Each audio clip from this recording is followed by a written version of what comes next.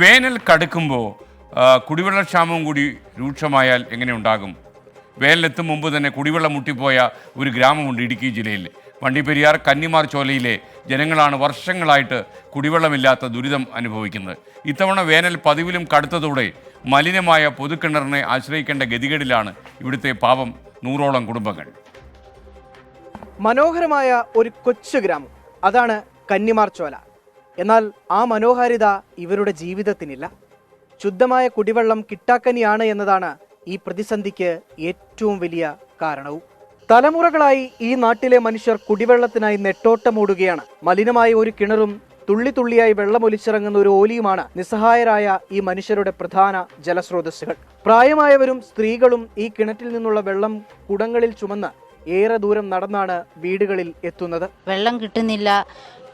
പണിത പൈസ വെള്ളം മേടിക്കാനേ തികയത്തുമില്ല.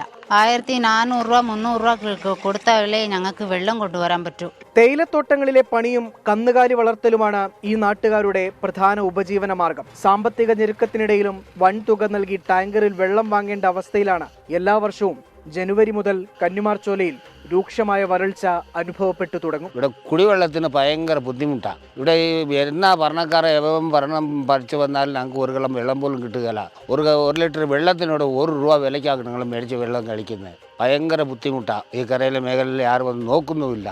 കുടിവെള്ള പ്രശ്നത്തിന് ശാശ്വത പരിഹാരം തേടി ഈ നാട്ടുകാർ കയറിയിറങ്ങാത്ത ഓഫീസുകളില്ല, കാണാത്ത ജനപ്രതിനിധികളില്ല.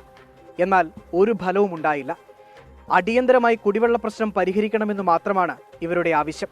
രാഹുൽ വിജയൻ, 24 ഇടുക്കി. പൊതുജനം കഴുതയല്ല സാർ. കാലാകാലങ്ങളായി അനുഭവിക്കുന്ന ഈ ദുരിതത്തിന് എന്നാണൊരു പരിഹാരം ഉണ്ടാകുക? കന്നിമാർ ചോലയിലെ കുടുംബങ്ങൾ ചോദിക്കുന്ന ചോദ്യം ഇതാണ്. അവരുടെ പ്രതികരണങ്ങൾ ഇങ്ങനെയാണ്.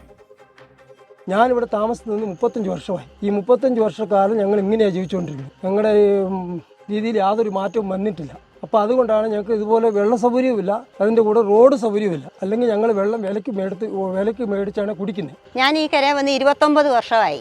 29 വർഷം ഈ വെള്ളമില്ലാതെ ഞാൻ അനുഭവിക്കുക. എൻ്റെ 2 പെൺമക്കളെ പ്രസവത്തിന് ഒരാൾ വഴിയിൽ പോയി.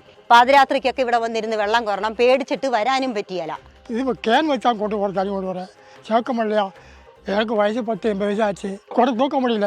കുടം വയ്ക്കാൻ വെച്ചാൽ ബാലി കൊടുന്നത്. ഞങ്ങൾ ഇവിടെ താമസം ഈ വെള്ളത്തിലെ കാരണം കൊണ്ട് ഞങ്ങളുടെ ഈ പിള്ളേർ ചൊവ്വേന്നേരം ഒന്ന് കുളിക്കാനോ സ്കൂളിൽ പോകുന്ന പിള്ളേർ കുളിച്ചിട്ട് നല്ലപോലെ കുളിച്ചിട്ട് തന്നെ വലിയൊരു പാടാണ്. ആഴ്ചയിൽ ഒരു 3-6 ദിവസം ഉണ്ടെങ്കിൽ 2 ദിവസമേ കുളിക്കാൻ പറ്റും. അത്രയ്ക്കൊന്നും കുടിക്കാൻ വെള്ളം യാതൊരു കാരണമില്ല.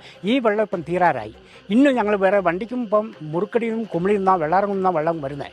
ഇപ്പോൾ ആ വെള്ളവും കിട്ടാൻ വലിയ പാടാണ്. ഇന്നലെ ഞാൻ വെള്ളത്തിന് പറഞ്ഞിട്ട് ഇന്നാണ് എനിക്ക് വെള്ളം കിട്ടിയത്.